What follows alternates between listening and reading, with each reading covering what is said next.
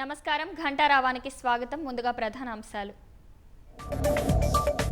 దక్షిణ బంగాళాఖాతం అండమాన్ సముద్రాన్ని తాకిన రుతుపవనాలు నికోబార్ దీవుల్లోకి ప్రవేశించినట్లు ఐఎండీ వెల్లడి.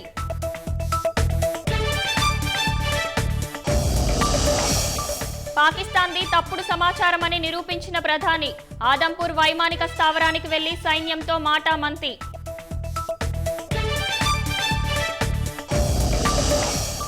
ఆపరేషన్ సింధూర్ నష్టాన్ని అంగీకరించిన పాకిస్తాన్ 11 మంది మిలిటరీ సిబ్బంది చనిపోయినట్లు వెల్లడి.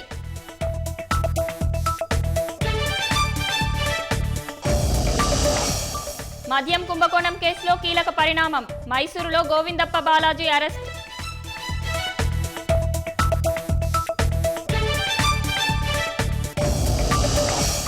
భారీ నష్టాల్లో కొనసాగుతున్న స్టాక్ మార్కెట్లు.